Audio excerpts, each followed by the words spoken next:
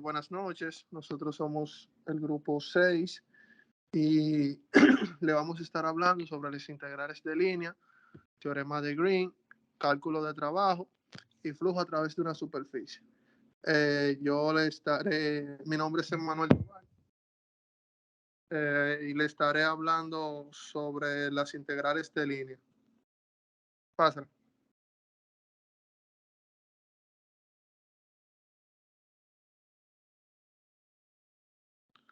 Ok, las integrales, no, ok, hay.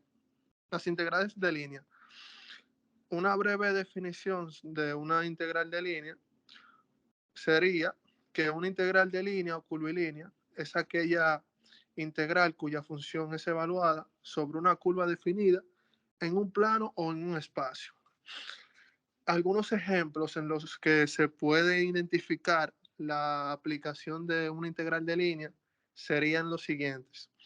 En el cálculo de una longitud de una curva en un plano o en un espacio. Otro sería el cálculo del trabajo que se realiza para mover un objeto a lo largo de una trayectoria, teniendo en cuenta los campos de fuerza. Estos campos de fuerza tienen referencia a los campos vectoriales. Otra sería cuando nos referimos a un sistema cuya masa está distribuida de forma continua en una región en el plano. También hace énfasis en la gravedad y en los momentos que se definen mediante las integrales de línea. Aquí podemos ver un ejemplo de lo que es una integral de línea. Nos brindan una integral y también nos dan la solución. Pasa. Ok, las propiedades de las integrales de línea. Las integrales de línea cuentan con cuatro importantes propiedades, las cuales son la propiedad de linealidad.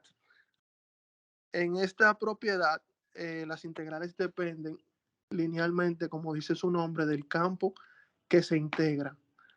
La fórmula con la cual se verifica esta propiedad es la que está encima, eh, que nos dice la integral de la función gamma de f más la función beta de g, que es igual al resultado que dice ahí del lado derecho. Ok. Otra de las propiedades de las integrales de línea es la continuidad. Las integrales de línea también dependen de manera continua del campo en que se integran. Esta consta de pequeñas perturbaciones del campo que da lugar a pequeñas variaciones en la integral. La ecuación que define esta propiedad es la segunda. Ahí vemos cómo se detalla, se ve la forma gráfica, por así decirlo. Entonces, continuamos con la otra propiedad, que es la aditividad. Las integrales de línea también son aditivas con respecto al camino de la integración.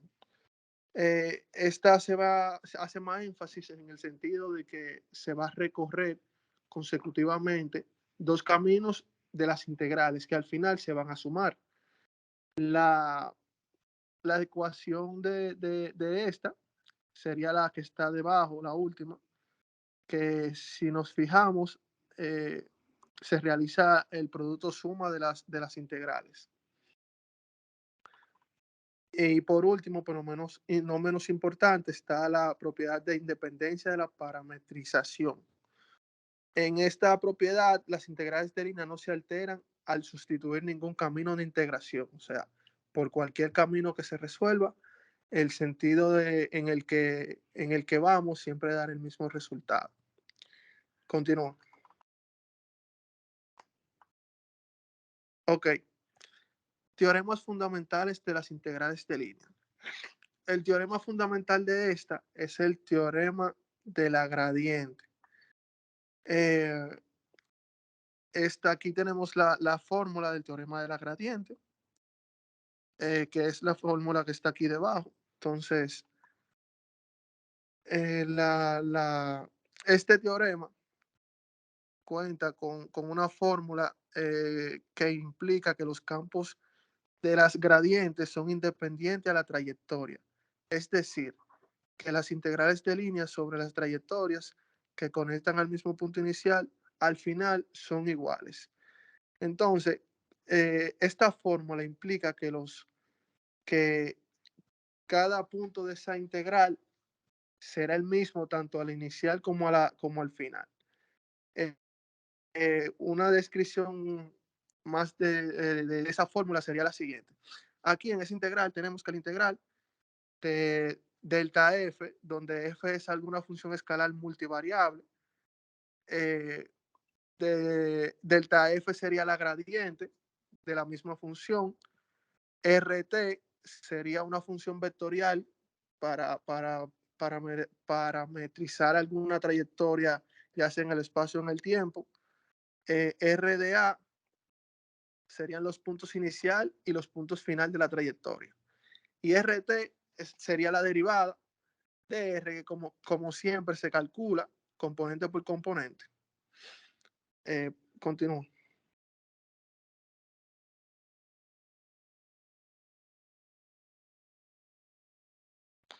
Aquí vemos un ejemplo de lo que es una gradiente de una función graficada. Puede continuar.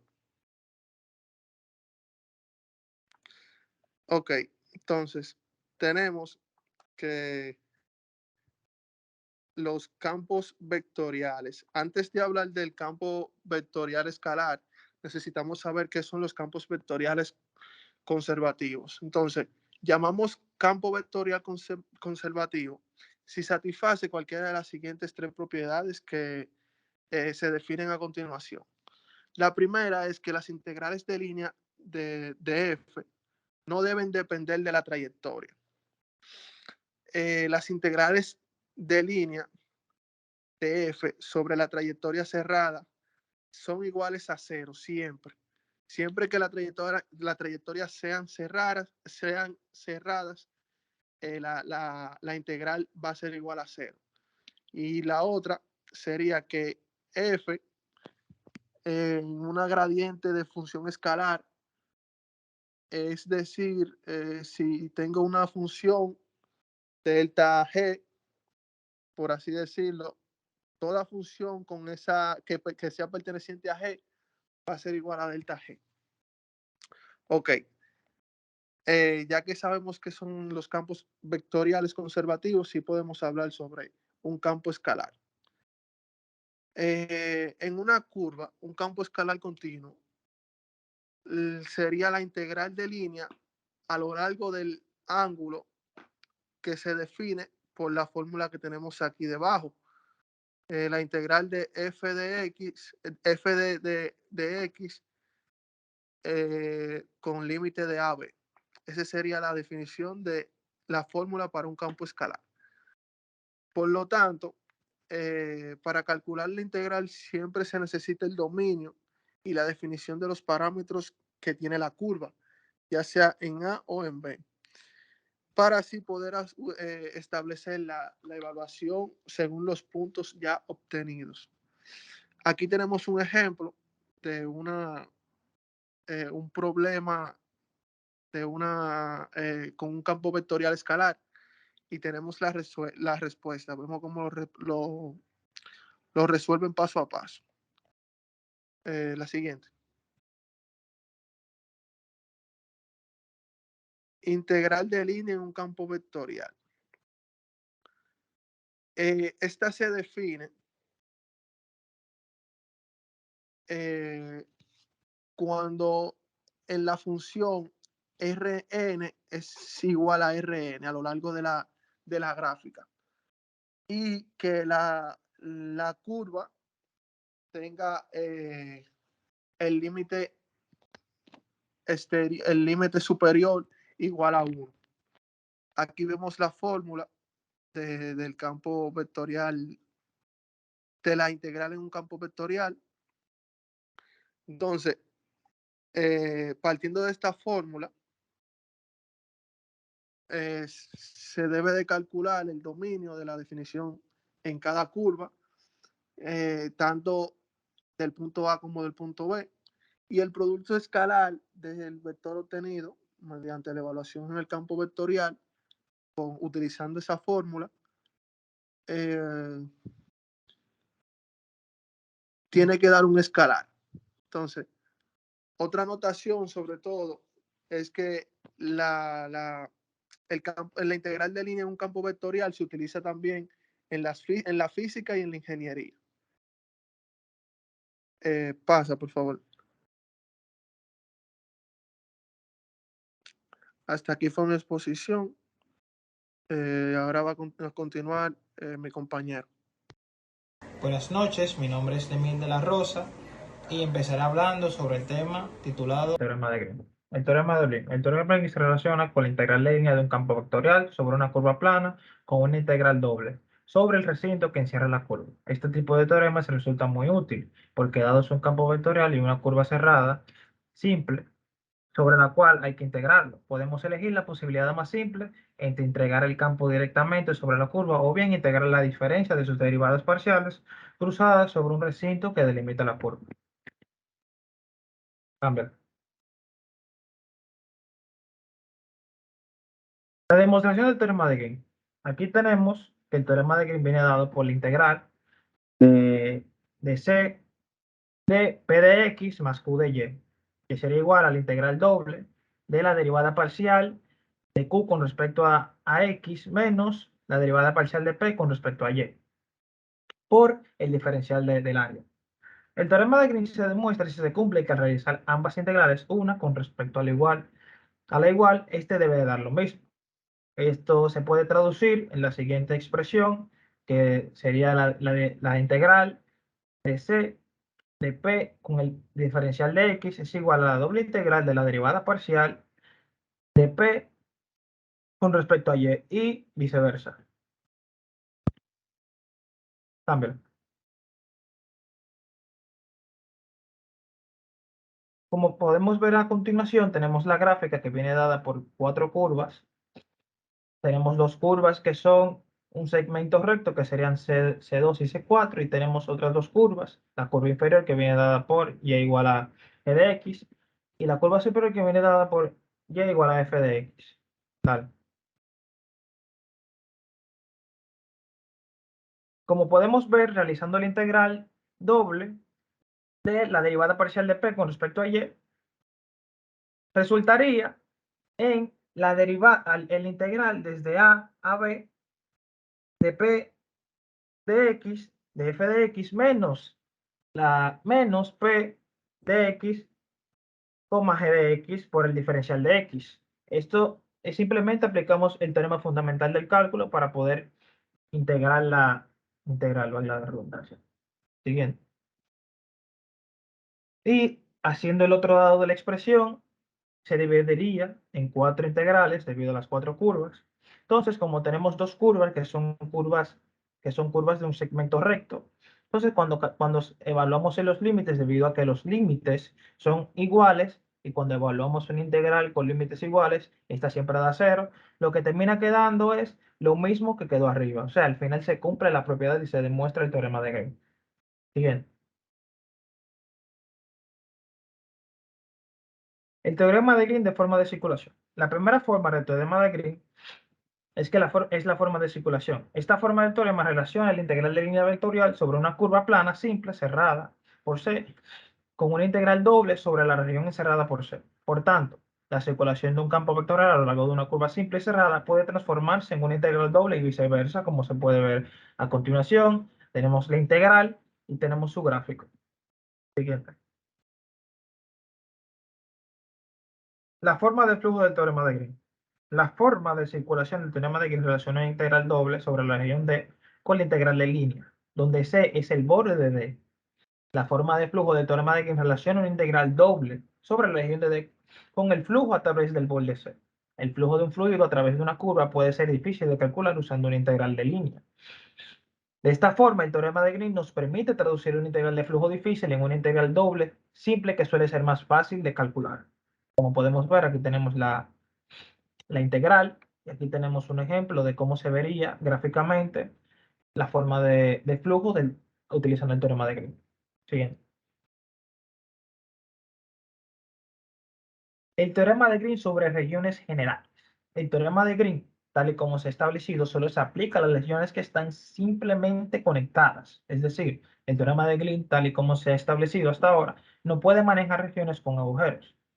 Pero aquí tenemos una extensión del teorema de Green para que funcionen agujeros con números finitos. Como podemos ver, tenemos la primera foto, es en la que tenemos un gráfico con varios agujeros. Entonces, lo que se haría sería simplemente que partir ese gráfico a la mitad y así poder establecer el teorema de Green, calcular las, las integrales de cada una de las regiones y sumarlas. Siguiente. Aplicaciones del teorema de Green. El teorema de Green se puede aplicar para calcular el trabajo. Tenemos un ejemplo. Calcula el trabajo realizado por una partícula por el campo de fuerza dado por esta ecuación, que a medida que la partícula atraviesa el círculo, x cuadrado más y cuadrado igual a 4, exactamente una vez en el sentido contrario a las manecillas del reloj, empezando y terminando en el punto 2,0. Bien.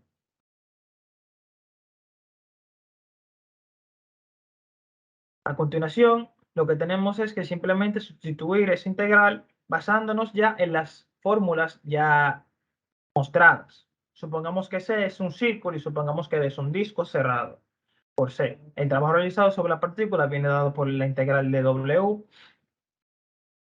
que como se puede ver, y lo que simplemente se hace es evaluar la integral y llegar a la conclusión de que el trabajo realizado en esa integral será igual a menos 8pi. Bien. Calcular el flujo a través de superficie. Supongamos que S es un triángulo con vértices que van desde 0,0, 1,0 y 0,3, orientado en el sentido de las agujas del reloj. Calcule la integral de la función que viene dada por x cuadrado más e elevado a la y, x más y, a través de S. Supongamos que D es una región delimitada por S, observando que P de X es igual a 2X y que QY es igual a 1. Por tanto, tenemos que P de X más Q de Y es igual a 2X. Debido a que el teorema de Green solo se aplica en curvas cerradas orientadas en el sentido contrario a las manecillas de reloj, lo que se hace es lo siguiente. Tenemos la integral, esa integral la multiplicamos negativamente y evaluamos los límites en un sentido contrario. Siguiente. Dale. Como podemos ver, así es como quedaría la integral. Tenemos el gráfico que viene dado de que a través del gráfico se pueden encontrar los límites de la integral. Entonces tenemos que la integral con respecto a x va desde 0 a 1, como se puede ver en la gráfica, y con respecto a y va desde 0 hasta la recta que corta en el eje y cuando es 3. Entonces esa recta sería igual a menos 3x más 3. Siguiente. Entonces, evaluando los límites como cualquier otra integral, integramos y el resultado final sería que el área es igual a menos 5 medios. Vale. El trabajo. El trabajo realizado por una fuerza constante. El trabajo realizado por una fuerza constante es igual al producto de la componente de la fuerza a lo largo de la dirección del desplazamiento por el movimiento del trabajo realizado por una fuerza constante. Este producto es igual al escalar de un vector de fuerza por el movimiento. En palabras más llanas, el trabajo es simplemente la fuerza multiplicada por el desplazamiento, o sea, por la distancia, como se puede ver en la gráfica. Dale. El trabajo realizado por una fuerza variable. Para calcular el trabajo realizado por una fuerza variable, podemos proceder dividiendo el desplazamiento en pequeños tramos iguales. Esto quiere decir, efectuando una integral, y suponer que la fuerza es más o menos constante en dichos tramos. Cuando sumamos esas pequeñas áreas, obtenemos aproximadamente el trabajo.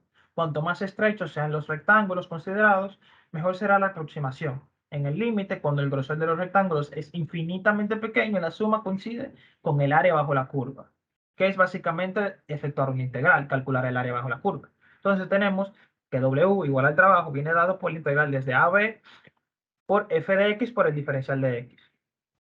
Dale. La ley de Hooke. La ley de Hooke nos dice que la fuerza requerida para comprimir, estirar o estirar un resorte dentro de sus límites elásticos es proporcional a la distancia que el resorte es comprimido o estirado a su longitud original. Es decir, la ley de Hooke establece que la fuerza es igual a la constante del resorte por la distancia. Siguiente. El trabajo realizado por una... Wow. La ley de Newton de gravitación universal. La ley de Newton nos dice que la fuerza de atracción entre dos partículas de masa 1 y masa 2 es proporcional al producto de sus masas e inversamente proporcional al cuadrado de la distancia entre las dos partículas. Es decir, la fuerza viene dada por una constante de gravitacional llamada K por la multiplicación de ambas masas entre la distancia al cuadrado. Dale. La ley de Coulomb. La ley de Coulomb nos dice que la fuerza entre dos cargas es igual en un vacío es proporcional al producto de las cargas e inversamente proporcional al cuadrado de la distancia entre ambas cargas. Lo que quiere decir que la fuerza es igual a la constante de Coulomb por la multiplicación de ambas cargas entre la distancia al cuadrado, entre la distancia que va desde una a otra al cuadrado. Bien.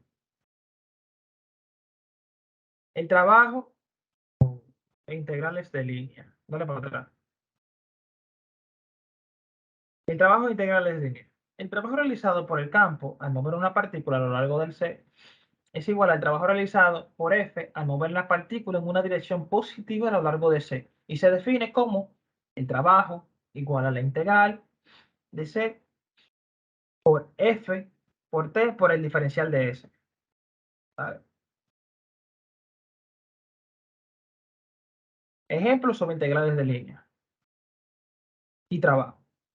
¿Cuánto trabajo se requiere para mover un objeto de fuerza vectorial a lo largo de una trayectoria entre los intervalos de 0 a 1? Vale. Aquí tenemos la función. Tenemos que la función puede ser dada entre los tres ejes, x, y, z. Entonces tenemos que r con respecto a t es igual a t al cuadrado, t, t a la 4. Entonces simplemente lo que tenemos que hacer es multiplicar multiplicar las funciones de las integrales, evaluar la integral y simplemente obtenemos el resultado que es igual a 131 entre 140. Y más para abajo podemos ver básicamente una representación gráfica de qué es lo que sucede cuando calculamos dicha integral. Y hasta aquí mi exposición. Ya les dejo con mi compañero. Bien, mi nombre es Michelle Rojas y les estaré hablando sobre el cálculo del trabajo y el flujo a través de una superficie.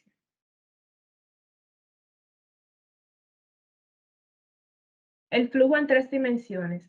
Cuando tenemos un fluido en el espacio tridimensional y una superficie en ese mismo espacio, el flujo a través de esa superficie es una medida de la velocidad con la que el flujo pasa a través de ella. A la cantidad de fluido que pasa a través de una superficie es que se le llama flujo.